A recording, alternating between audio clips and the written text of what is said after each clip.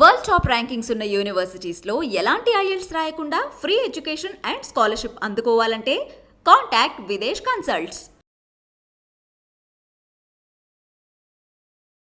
నమస్తే, welcome to I dream. నేను మహేశ్వరి.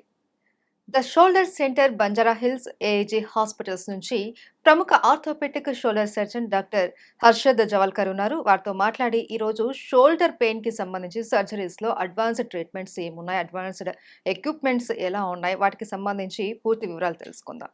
నమస్తే సార్. నమస్తే మహేశ్వరి గారి, thank you. Welcome sir. Shoulder అనగానే ప్రతి ఒక్కళ్ళు ఏమున్నదిలే భుజమే కదా అనేసి లైట్ తీసుకుంటారు. బట్ మనం ఏదైనా వర్క్ చేయాలి అంటే హ్యాండ్ మూమెంట్ కంపల్సరీ ఉంటుంది. అంటే మనకి హ్యాండ్ ఫ్రీగా మూమెంట్ ఉండాలి అంటే షోల్డర్ ఎక్కడ వర్క్ అవుతుంది అనే విషయం ఆలోచించలేకపోతున్నారు. కానీ చాలామంది అంటే ఒక భుజం ఒకవైపు ఇలా జారడము, ఇలా జరిగినా కూడా ఏముంది అనేసి అంతగా పట్టించుకోరు. ఈ భుజం జారడం అన్నది ఏంటి, ఈ భుజం జారింది అని మనం ఎలా ఐడెంటిఫై చేయాలి అన్నది కాస్త చెప్తారా? ఎస్, ఆఫ్ కోర్స్, మంచి పాయింట్ చెప్పారు మీరు. అంత స్మూత్గా నడుస్తూ ఉంటే ఎవరికి అది అర్థం అవ్వదు, రియలైజ్ అవ్వదు. వాళ్ళు ప్రాబ్లం అయితే మాత్రం అది ఎట్లాంటి ప్రాబ్లమ్స్ అవుతాయి అవి ఆటోమేటిక్గా తెలిసిపోతాయి. సో బేసికలీ షోల్డర్ డిస్లొకేషన్ ఎందుకు అవుతుంది అని అడిగారు మీరు. బేసికలీ మనం ఫస్ట్ ఏం అర్థం చేసుకోవాలంటే షోల్డర్ చాలా కాంప్లెక్స్ జాయింట్. సో బేసికలీ దాంట్లో ఇన్హరెంట్ బోనీ స్టెబిలిటీ ఉండదు. అంటే చేతి ఎముక పైన పెద్ద బాల్ ఉంటుంది, హ్యూమరల్ హెడ్ అంటారు దాన్ని. సో ఆ పెద్ద బాల్ని చిన్న సాకెట్లో కూర్చోబెట్టడానికి చాలా స్టెబిలైజర్స్ ఉంటాయి, సాఫ్ట్ టిష్యూ స్టెబిలైజర్స్ ఉంటాయి. సో ఆ కండరాలు, లిగమెంట్స్, క్యాప్స్యూల్, బేసికలీ ఆ షోల్డర్ జాయింట్కి ఉండే కవరింగ్స్ చాలా ఇంపార్టెంట్ షోల్డర్ని, బాల్ని సాకెట్లో కూర్చోబెట్టడానికి. సో ఏ కారణం వలన సాఫ్ట్ టిష్యూ స్టెబిలైజర్స్ డిస్టర్బ్ అయితే అప్పుడు షోల్డర్ బయటికి జారుతుంది. సో యూజువలీ లక్షణాలు ఏమంటే సడన్గా ఏదో దెబ్బ తగిలిన తర్వాత షోల్డర్ చూడ్డానికి సడన్గా ఏదో స్లిప్ అయినట్టు అనిపిస్తుంది.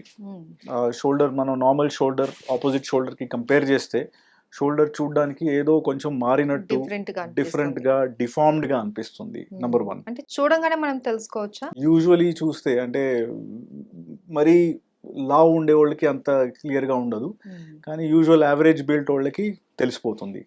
నంబర్ 1.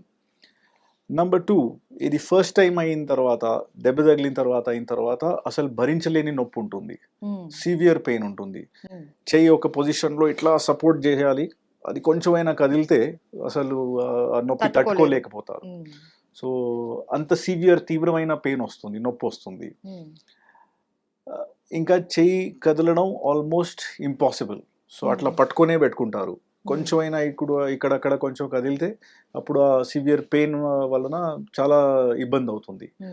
సో యూజువలీ ఈ 2-3 పాయింట్స్ ఉంటాయి. దెబ్బ తగిలిన తర్వాత సివియర్ పెయిన్ రావడం, షోల్డర్ ఒక పొజిషన్లో ఇట్లా ఫిక్స్ అయిపోవడం, దాని తర్వాత చూడ్డానికి కొంచెం మారిగా కనిపించడం. సో ఇవన్నీ ఉంటే యూజువలీ షోల్డర్ డిస్లొకేషన్ ఉండొచ్చు. ఇది మరి ఎవరికి ఎక్కువగా కనిపిస్తుంది అంటారు? అంటే ఈ స్పోర్ట్స్ ఆడే వాళ్ళలో ఎక్కువగా ఇలాంటివి వింటూ ఉంటాము. సో వీటితో పాటు ఇంకా ఎవరికైనా ఇలాంటి ప్రమాదం జరిగే అవకాశం ఉందా? ఎస్. సో స్పోర్ట్స్ ఆడే వాళ్ళకి రిపీటెడ్ ఇంజురీస్ అవుతూ ఉంటాయి. షోల్డర్లో ఓవర్ యూజ్ వలన ఇంజురీస్ అవుతూ ఉంటాయి. దాని వలన ఈ సాఫ్ట్ టిష్యూ స్టెబిలైజర్ డిస్టర్బ్ అవ్వచ్చు.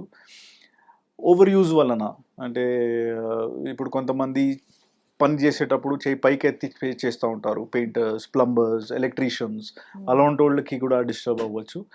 ప్లస్ రొటీన్గా మామూలు లైఫ్లో సాధారణమైన మనుషులకు కూడా ఇంజురీ అయిన తర్వాత, మెట్ల మీద జారి పడిన తర్వాత, యాక్సిడెంట్స్ అయిన తర్వాత కూడా సాఫ్ట్ టిష్యూ స్టెబిలైజర్ డిస్టర్బ్ అవ్వచ్చు.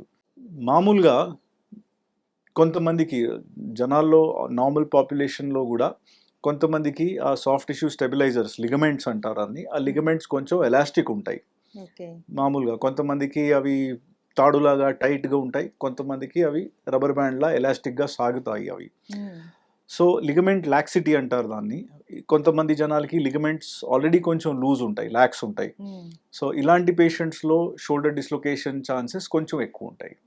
సో వాళ్ళకి సివియర్ ఇంజురీ కాకుండా కూడా ఏదో రొటీన్గా పడుకున్నప్పుడు కూడా జారిపోయింది, ఏదో ఎవరో హ్యాండ్ షేక్ ఇస్తున్నప్పుడు జారిపోయింది, అలాంటప్పుడు కూడా అవ్వచ్చు. కొంతమంది అయితే వాలంటరీగా అంటే వాళ్ళు సొంతంగా డిస్లొకేట్ చేయగలుగుతారు, అది చాలా రేర్. అది వాళ్ళకి యూజువల్లీ సర్కస్లో జాబ్ దొరుకుతుంది. సో ఇలాంటి ఈ కారణాల వలన షోల్డర్ డిస్లొకేట్ అవ్వచ్చు. ఓకే.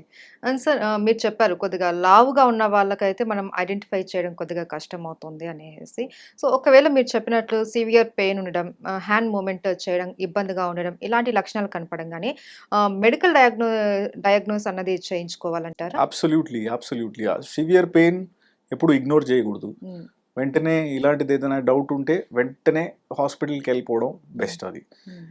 దగ్గరలో ఏ హాస్పిటల్ ఉంటే అక్కడ వెళ్ళిపోయి ఎక్స్రే, ఎక్స్‌రే. ఎంఆర్ఐ వెంటనే అవసరం లేదు. Just okay. సింపుల్ ఒకసారి డాక్టర్ చూడాలి, హ్మ్. చూసిన తర్వాత ఎగ్జామిన్ చేసిన తర్వాత అన్ని నరాలు అవన్నీ బాగానే ఉన్నాయి, రక్త ప్రసారం బాగుంది, అదంతా చెక్ చేసిన తర్వాత ఎక్స్రే తీస్తే మనకి యూజువలీ తెలిసిపోతుంది ఏంటి ప్రాబ్లం? ప్రాబ్లం ఏముంది, ఇది జారిపోయిందా, దాంతోపాటు ఫ్రాక్చర్ ఉందా, ఇంకేమైనా ప్రాబ్లం ఉందా, అది ఎక్స్రేస్లో యూజువలీ తెలిసిపోతుంది. అయితే సో మజిల్‌కి సంబంధించి ఏదైనా ప్రాబ్లమ్ ఉంటే మనం ఏదైనా ట్రీట్మెంట్ తీసుకుంటే అది రికవరీ అవ్వచ్చు. బట్ బోన్ అన్నది జరగడము అనంటే అది మళ్ళీ సెట్ అవ్వడం మెడికేషన్‌తో సాధ్యం కాదు.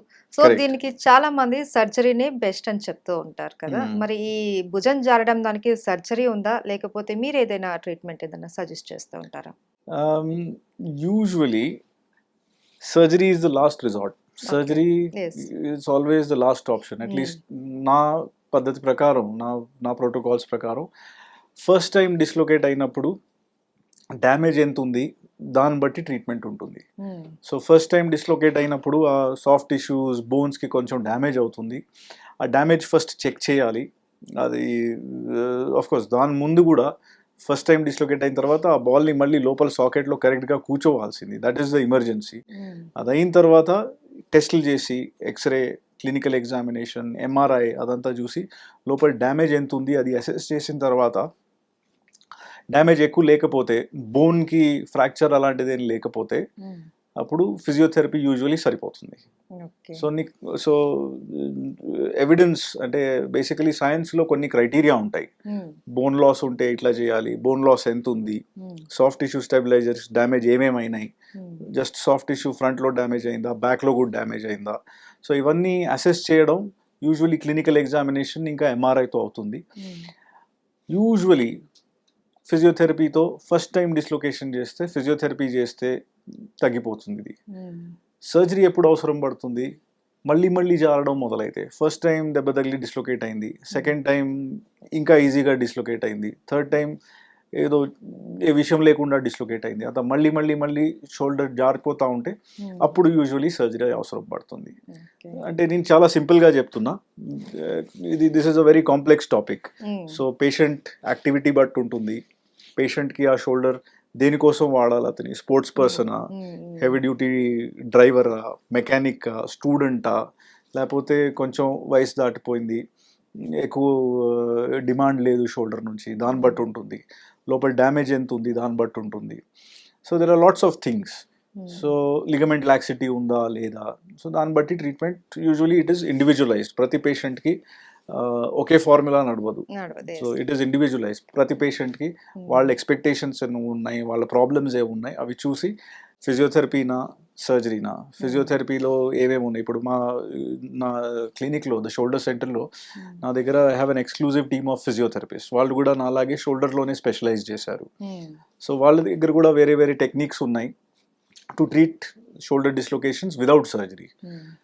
నా దగ్గర సర్జరీ అవసరం పడితే యూజువల్లీ నేను ఏఐజీ హాస్పిటల్లో ఆపరేట్ చేస్తా, ఎక్స్క్లూజివ్లీ ఏఐజీలో చేస్తా.